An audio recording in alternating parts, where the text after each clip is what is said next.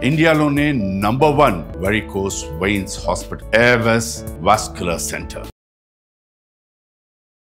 నమస్కారం, సుమన్ టీవీకి స్వాగతం. నేను మానస. అందరికీ రాఖీ పౌర్ణిమ శుభాకాంక్షలు. ఈ సందర్భంగా రాఖీ పౌర్ణిమ యొక్క విశిష్టత గురించి, ఆ రోజు ప్రత్యేకించి అక్కా చెల్లెళ్ళు తమ అన్న తమ్ముళ్ళకి రాఖీ రక్షాబంధన్ అనేది కట్టడం జరుగుతుంది. మరి ఆ రక్షాబంధనానికి ఉన్నటువంటి విశిష్టత మనము ఈరోజు తెలుసుకునే ప్రయత్నం చేద్దాం. మనతో పాటు ఉన్నారు శ్రీ కృష్ణమాచార్య గురువు గారు. మాట్లాడదాం. గురుగారు నమస్కారం అండి. జై వీరబ్రహ్మ జై గోవిందమాంబ జై. నమస్కారం అమ్మ. గురుగారు, రాఖీ పౌర్ణిమ అంటే అందరూ కూడా రక్షాబంధన్ చక్కగా అక్కా చెల్లెళ్ళు అన్న తమ్ముళ్ళు కలిసి చక్కగా జరుపుకుంటూ ఉంటారు. మరి నిజానికి ఆ రాఖీ పౌర్ణిమ యొక్క నేపథ్యం ఏంటి? అసలు ఎలా ఈ రాఖీ పౌర్ణమి అనేది మొదలైంది అనే విషయాలు తెలుసుకోవాలనుకుంటున్నాం. పురాణాలు ఇతిహాసాల నుండి రాఖీ పౌర్ణిమ యొక్క విశిష్టతని నేపథ్యాన్ని తెలిపేటువంటి పురాణాలు, ఇతిహాసాలు, చారిత్రాత్మకమైనటువంటి అంశాల్లో 3 ప్రధానమైనటువంటి పాత్రలు ఉన్నాయి. వాటిలో మొట్టమొదటిది, కృష్ణ భగవానుడు శిశుపాలుని సంహరించేటువంటి సందర్భంలో, మహాసుదర్శన చక్రాన్ని వదులుతూ ఉన్నటువంటి సందర్భంలో స్వామివారి యొక్క చూపుడు వేలికి గాయమైతే ద్రౌపది తన యొక్క పట్టు వస్త్రాన్ని చించి ఆయనకున్నటువంటి చూపుడు వేలికి కట్టుగా కట్టిందని, రక్షగా కట్టిందని, విశేషవంతమైనటువంటి భగవానుడు శ్రీకృష్ణ పరబ్రహ్మ తన సోదరి స్వరూపమైనటువంటి ద్రౌపది అలా కట్టగానే పరవశించిపోయి, మహాభారతంలో ప్రధానమైనటువంటి ఘట్టమైనటువంటి దుశ్శాసన పర్వంలో తన యొక్క చీరలను ఒలుస్తున్నటువంటి సందర్భంలో రక్షించడమే కాదు, జీవిత పర్యంతం కూడా ఒక సోదరి కంటే ఎక్కువగా ఆవిడ్ని, ద్రౌపదిని భావన చేస్తూ కాపాడనన్నటువంటి వృత్తం, ఇతివృత్తం మనకు ఉంటుంది. అలాగే మహాలక్ష్మి స్వరూపమైనటువంటి అమ్మవారు, విష్ణుమూర్తి, మహాబలి చక్రవర్తి, వీళ్ళకు సంబంధించినటువంటి ఒక వృత్తాంతం ఉంది. చాలా బలసంపన్నుడైనటువంటి బలి చక్రవర్తి పాతాళంలో ఉంటూ శ్రీ మహావిష్ణువును కూడా తన యొక్క వినతి మేరకు మహావిష్ణువు కూడా పాతాళంలో ఉండిపోయాడు. పాతాళంలో ఉన్నటువంటి తన భర్తని మళ్ళీ వైకుంఠానికి తీసుకెళ్లేటువంటి సందర్భంలో మహాలక్ష్మి అమ్మవారు ఒక చిన్న బంధనాన్ని సోదరుడిగా భావించి ఆ విశేషవంతమైన బలి స్వరూపాన్ని, మహాబలుడైనటువంటి బలికి ఒక చిన్న దారాన్ని కట్టిందని, లేదా రక్షణ కట్టిందని పురాణాలు, ఇతిహాసాలు చెప్తాయి. అందుకే ఒక మాట ఉంది, ఏనబద్ధో బలీరాజ దానవేంద్రో మహాబలః తేనత్వామభిబద్మామి రక్షమాచలమాచల. అంటే ఏ తోరమైతే, ఏ రక్ష అయితే మహాబలి అయినటువంటి దానవేంద్రుడైనటువంటి ఆయన్ను కూడా బంధించబడినటువంటి రక్ష ఏదైతే ఉందో, ఈ రక్ష నన్ను కూడా రక్షించుగాక అని అనుకుంటూ ఉంటాం. సోదరులు, సోదరీమణులు సోదరులకు కడుతూ ఉంటారు. ఇది పురాణాలకు సంబంధించింది అనుకున్నాం. మరి రక్షాబంధనం ఈ శ్రావణ మాసంలో వచ్చే విశేషవంతమైనటువంటి ఈ పుణ్యకాలంలోని పౌర్ణమి తిథి మరింత ప్రశస్తం అవ్వడానికి మరో చారిత్రాత్మకమైన నేపథ్యం ఉంది.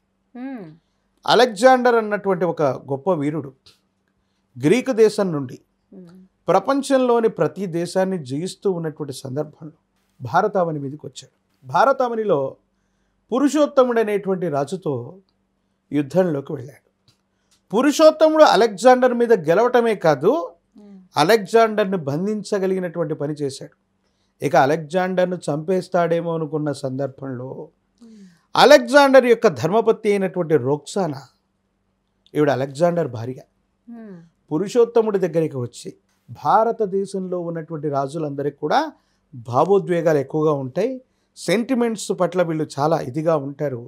ఎవరైనా సరే ఒక స్త్రీని తల్లిలాగా, సోదరిలాగా భావన చేస్తారనుకుంటే ఆ పురుషోత్తముడి దగ్గరికి వచ్చి రొక్సానా తనకి పతిభిక్ష పెట్టమని వేడుకోవటమే కాదు, పురుషోత్తముడికి కూడా ఒక విశేషవంతమైనటువంటి ఆ పతిభిక్ష పెట్టినటువంటి తర్వాత ఆయన చేతికి ఒక రక్షాబంధనాన్ని కట్టిందని సోదర ప్రేమతో.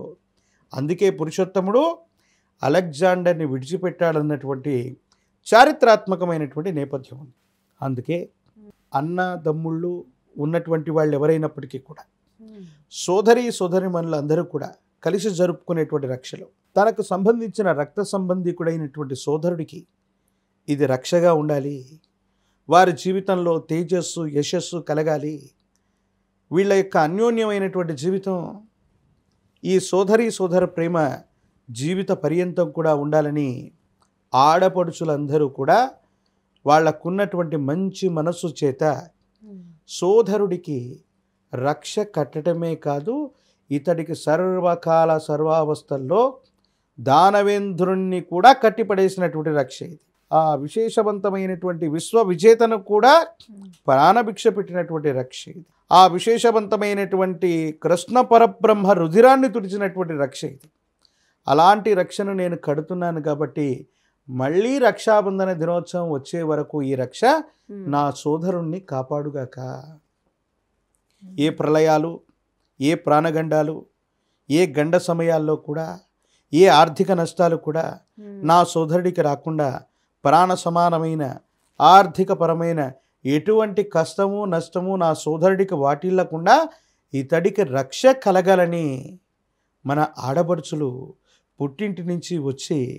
పుట్టింటికి వచ్చి మెట్టినింటికి వెళ్ళినప్పటికీ కూడా మళ్ళీ పుట్టింటికి వచ్చి అన్నదమ్ముళ్ళకి అక్క చెల్లెళ్ళు రాఖీ కట్టడంలో ఉన్నటువంటి ఇంత నేపథ్యం ఉంది. అందుకే చాలు మంచి మనుషుతో ఆడపడుచులు ఆ రోజు వచ్చి ఒక చిన్న తోరం, అది రాఖీనే అక్కర్లేదు, ఒక చిన్న దారాన్ని రక్షాబంధన దినోత్సవం అన్నాడు గనక ఏ సోదరుడికైనా కడితే చాలు అది నిజంగా రక్షాబంధనమై వాళ్ళ యొక్క జీవితాన్ని వచ్చే సంవత్సరం వరకు కాపాడి తీరుతుంది. గురుగారు, ఎంతో పవిత్రమైన ఈ రక్షాబంధనానికి ఉన్నటువంటి నేపథ్యం గురించి మాకు తెలియజేసినందుకు ధన్యవాదాలు గురుగారు. నమస్కారం. జై వీరబ్రహ్మ, జై గోవింద మాంబచి. అందరికీ మరొకసారి రాఖీ పండుగ శుభాకాంక్షలు తెలియజేస్తూ నమస్కారం.